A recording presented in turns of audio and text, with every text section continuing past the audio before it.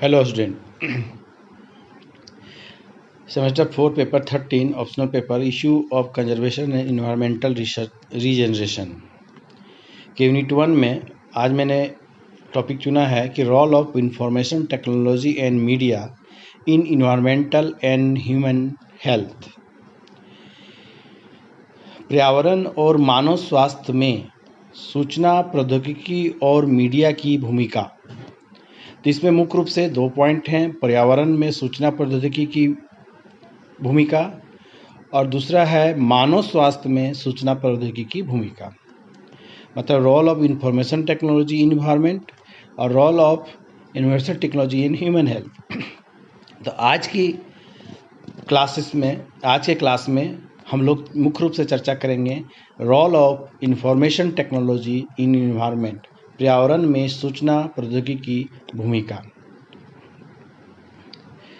कि जब आप सूचना प्रौद्योगिकी के बारे में बात करते हैं तो अन्य संबंधित क्षेत्रों जैसे व्यापार, अर्थशास्त्र और संस्कृति या राजनीति की तुलना में पर्यावरण, शिक्षा और मानव स्वास्थ्य के क्षेत्र में स्थिति को बेहतर बनाने में महत्वपूर्ण हाथ है। इंटरनेट सेवाओं और सुविधाओं, भौगोलिक सूचना प्रणाली या GIS उपग्रहों के माध्यम से संचारित होने वाले डेटा आदि के उभरते विकास ने पर्यावरण के साथ साथ स्वास्थ्य के कई पहलुओं पर अध्ययन जानकारी की एक उच्च समृद्धि उत्पन्न की है। जब आप बाजार में विभिन्न प्रकार के सॉफ्टवेयर की तलाश करते हैं तो आप उनमें से कई में आ जाएंगे कि जो स्वास्थ्य और पर्यावरण से अध्ययन के लिए बेहतर तरीके से बताए गए हैं, बनाए गए हैं। वे काफ़ी उपयोगकर्ता के अनुकूल है। निश्चित रूप से एक शिक्षार्थी भी संबंधित विषय में आसानी से समझने में यह मदद करती है या पर्यावरण को सूचना प्रौद्योगिकी में एक अहम भूमिका निभाती है। Media technology, information technology and media या स्वास्थ्य में। तो आज हम लोग मुख्य रूप से, जैसा कि पहले बोले कि मुख्य रूप से हम लोग चर्चा करेंगे कि पर्यावरण में सूचना प्रौद्योगिकी की भूमिका। तो विभिन्न पॉइंटों के माध्यम से हम लोग देखेंगे। ऊपर का ही इसमें इंग्लिश है। मुख्य रूप से हम लोग देखेंगे कि पर्यावरण में सूचना प्रौद्योगिकी की भूमिका, role of information technology in environment. तो पर्यावरण में सूचना प्रौद्योगिकी की भूमिका इस प्रकार है, जिसमें विभिन्न पॉइंटों के माध्यम से, निम्नलिखित बिंदुओं के माध्यम से इसको हम समझने का प्रयास की भूमिका की चर्चा करेंगे। तो सबसे पहला जो पॉइंट आता है, फर्स्ट पॉइंट, रिमोट सेंसिंग। तो रिमोट सेंसिंग उपग्रह के माध्यम से रिमोट सेंसिंग तकनीक का उपयोग में चल रहे परिवर्तनों का, जैसे ज्वालामुखी विस्फोट आदि का अनुमान लगाने के लिए किया जाता है। रिमोट सेंसिंग में क्या होता है कि ज्वालामुखी विस्फोट कब होना है, भूकंप क्या है, या किसी तरह का रिमोट सेंसिंग के माध्यम से पता लगा के पर्यावरण की संरक्षण में, पर्यावरण के बारे में बताता है। ये एक अहम भूमिका रहता है। कच्चे तेल कहाँ पे हैं, खनिज कहाँ पे जमा है, भूतापीय स्थान पर संभावित उपलब्धता की खोज में तकनीकी का उपयोग किया जाता है। मतलब इस जो रिमोट सेंसिंग का तकनीक का जो टेक्नोलॉजी का उपयोग है, कहाँ पे भूतापीय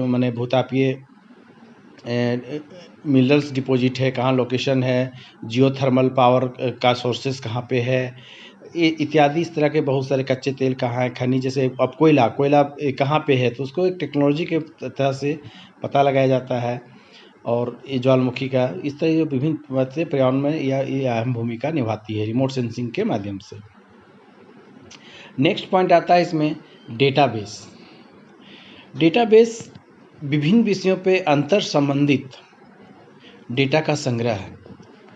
आमतौर पर कंप्यूटरीकृत रूप से होता है। मतलब देखिए, डेटाबेस मतलब एक डेटा एक जगह संग्रह करना, एक जगह कलेक्ट करना, एक जगह जमा करना कि विभिन्न तरह के जो टेक्नोलॉजी पर डेटा एक जगह उपलब्ध होना, जब भी आवश्यक हो तो पुनः प्राप्त किया जा सकते हैं। मतलब कुछ अगर इन्वायरमेंटल से संबंधित डेटा को रखना है तो उससे संबंधित भी हम गूगल के माध्यम से, इंफॉर्मेशन टेक्नोलॉजी के माध्यम से, मीडिया के माध्यम से वो डेटा को हम जब मुझे आवश्यक पड़ता है तो उसे हम उपलब्ध कर सकते हैं, उसकी जानकारी हम प्राप्त कर सकते हैं। हमारे देश में कई वितरण सूचना नेटवर्क जैसे DICS जो है, जो एक दूसरे से जुड़े हुए हैं और केंद्रीय सूचना नेटवर्क के साथ अंतर्राष्ट्रीय डेटाबेस तक पहुँचे। मतलब सिर्फ सेंट्रल से लेके इंटरनेशनल तक इस डेटाबेस की पहुँच है, और जिससे पर्यावरण को कहीं न कहीं एक अहम भूमिका निभाती है।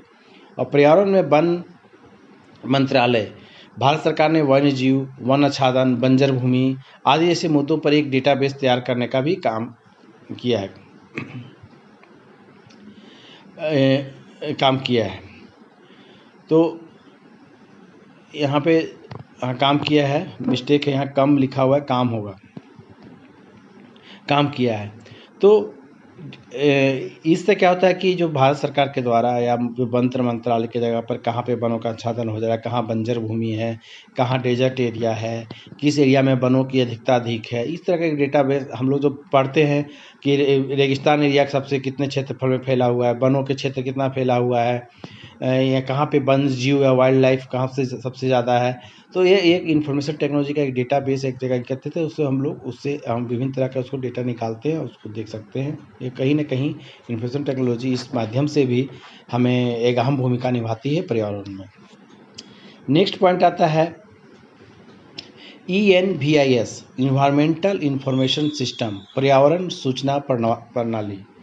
पर्यावरण सूचना प्रणाली जो है 1982 में स्थापित ENVIS का उद्देश्य पूरे देश में निर्णय निर्माता, नीति निर्धारक, इंजीनियर और वैज्ञानिकों के पर्यावरण संबंधी जानकारी प्रदान करना था। ENVIS केंद्र प्रदूषण नियंत्रण, जो पोल्यूशन मतलब सेंट्रल पोल्यूशन कंट्रोल, स्वच्छ प्रौद्योगिकी, जैव विविधता, नवीकरणीय ऊर्जा, वन्यजीव, पर्यावरण पर या रिमोट सेंसिंग जैसे क्षेत्रों में डेटाबेस का एक नेटवर्क तैयार करने में के लिए काम करता है। जो हम लोग डेटाबेस है रिमोट से उसका एक नेटवर्क तैयार करने में इसकी अहम भूमिका रहती है। और इसमें हम इसको देख सकते हैं, इसकी जो उद्देश्य जो हम लोग चर्चा कर रहे हैं कि पर्यावरण क्या करता है। पर्यावरण जो ENVIS का उद्देश्य है, एक जो ऑब्जेक्टिव ऑफ ENVIS को अगर हम लोग देखते हैं तो पर्यावरण विज्ञान और इंजीनियरिंग में एक भंडार और प्रसार का केंद्र का निर्माण करना पड़ता है।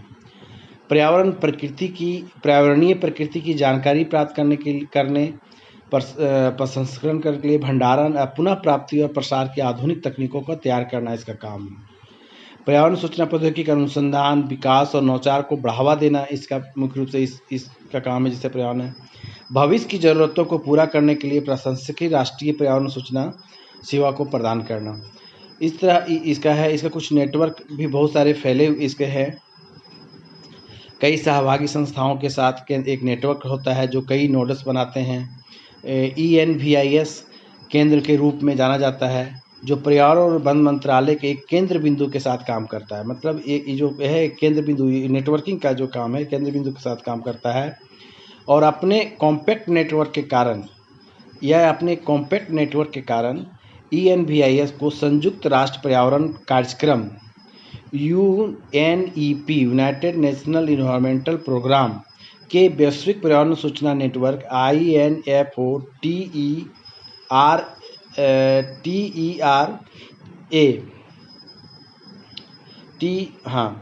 के लिए राष्ट्रीय focal point national NFP national focal point के रूप में डिजाइन किया गया है।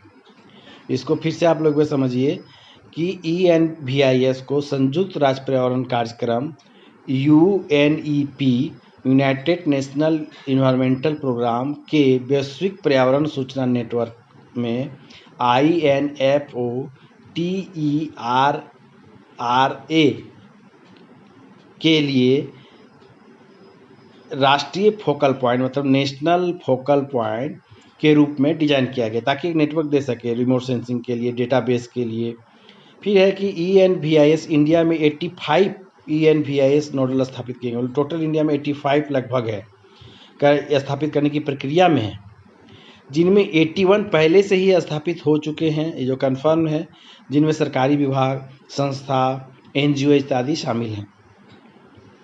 ENVIS नोडल पर्यावरण संबंधी क्षेत्रों को वेबसाइट बनाने में, सभी सूचना स्रोतों के साथ लिंक स्थापित करने में, चयनित मानदंडों पर डेटाबेस बनाने में, हम लोग डेटाबेस की जो बात की, बुलेटिन प्रकाशित करने में के लिए इसको उपयोग किया जाता है, माना जाता है। वे ICAN के लिए विषय उपयोगकर्ता को मतलब इसका काम है कि बुलेटिन को प्रसारित करना, बताना, चयनित करना, डेटा को संग्रहित करना, सूचना स्रोतों को लिंक से स्थापित करना, इस तरह के बहुत सारे इसके नेटवर्क के काम रहते हैं।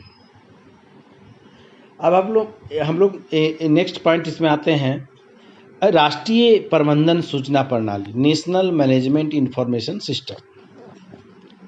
विज्ञान और प्रौद्योगिकी में national management information system NMIS ने अनुसंधान वैज्ञानिक और कार्मिकों के बारे में जानकारी के साथ साथ अनुसंधान और विकास परियोजना पर भी एक डेटाबेस संकलित किया। मतलब इसका एक जो है मैनेजमेंट के रूप में भी एक डेटाबेस के रूप में यह भी पर्यावरण में कहीं न कहीं अपनी अहम भूमिका निभाती है।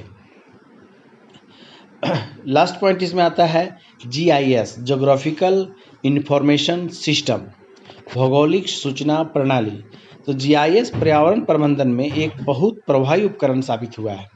GIS बड़ी संख्या में अंतर संबंधित या अंतर्निर्भर पहलुओं पर डिजिटल डेटा का उपयोग करने के विभिन्न विषयगत मानचित्रों का सुपर इम्पोज करने में एक तकनीकी, मतलब GIS के फॉर्म से हम लोग एक मानचित्र मैप तैयार करने पर कहाँ वन जीव है, कहाँ पे वनों की है, इस तरह के बहुत उसको मैपिंग करने के लिए वहाँ रिमोट सेंसिंग पता लगाता है, ये मैपिंग करता है। जल संसाधन कहाँ पे है, वन भूमि कहाँ है, मिट्टी के प्रकार कहाँ पे कौन कौन से पाए जा रहे हैं, फसल भूमि क्या में कहाँ है, औद्योगिक विकास कैसे, मानव का निपटान, मतलब जैसे कई पहलुओं पर डिजिटल जानकारी, मतलब डिजिटल जानकारी वाले सॉफ्टवेयर का उपयोग करके कंप्यूटर में स्थित सुपर इम्पोज किया जाता है।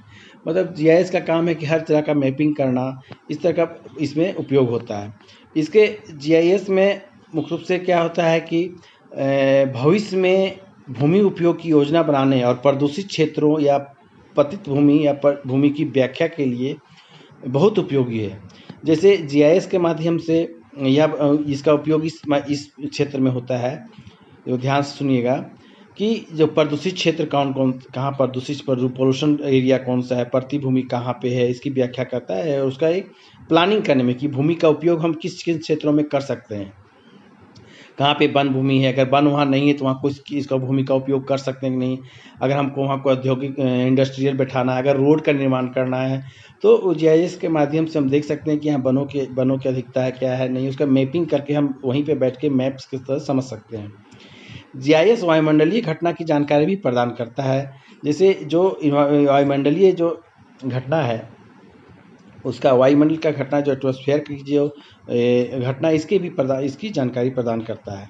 जैसे मानसून के दृष्टिकोण से ओजोन परत की कमी, हम लोग ओजोन परत की बात, धुंध उल्टा जैसे उल्का की घटना, जो भी है इसके माध्यम से भी इसकी जानकारी प्राप्त करता है। औद्योगिक विकास के लिए उपयुक्त क्षेत्रों का पता लगाना, इंडस्ट्रियल क्षेत्र, हम लोग पहले भी चर्चा करें। GIS का काम क्या है कि औद्योगिक विकास का जो उपयुक्त क्षेत्र है, जो औद्योगिक जहाँ पर इंडस्ट्री का विकास करना है वहाँ उपयुक्त क्षेत्र कहाँ उपयुक्त क्षेत्र है उसका भी पता लगाने का एक अहम भूमिका होती है, ताकि पर्यावरण को सुरक्षित रखते हुए हम औद्योगिक क्षेत्र को विकास कर सके। GIS का उपयोग जेनेटिक एटलस तैयार करना, एटलस मतलब एटलस आप लोग नाम से ही स्पष्ट है, मानचित्र तैयार करता है GIS। तो एटलस बनाना कि किस एरिया में कौन सा डेजर्ट एरिया है, कहाँ पे वन भूमि है, कहाँ पे रोड है, मतलब एक तरह का मानचित्र मैपिंग करना या एटलस तैयार करने में भी इसकी अहम भूमिका होती है, जो पर्यावरण के संबंधित होते हैं। GIS और रिमोट सेंसिंग संसाधन मानचित्र चित्रण, पर्यावरण संरक्षण और पर्यावरण पर मूल्यांकन बहुत महत्वपूर्ण भूमिका। मेन रूप से देखिए इसमें GIS और जो रिमोट सेंसिंग है यह जो है से मानचित्र बनाने, पर्यावरण की संरक्षण में, इन्वायरमेंटल कंजर्वेशन में, पर्यावरणीय प्रभाव बहुत इसके मूल्यांकन में, उसके इफेक्ट की जो इवैल्यूएशन होता है, मूल्यांकन होता है, उसमें एक अहम भूमिका मुख्य रूप से निभाती है। तो आज हम लोग देखें इसमें कि पर्यावरण में सूचना प्रणाली की क्या भूमिका है। हम लोग नेक्स्ट क्लासेस में इसी के टॉपिक में मानव स्वास्थ्य के लिए या इंफॉर्मेशन टेक्नोलॉजी के लिए क्या भूमिका है इसकी हम लोग मुख्य रूप से चर्चा करेंगे। Thank you.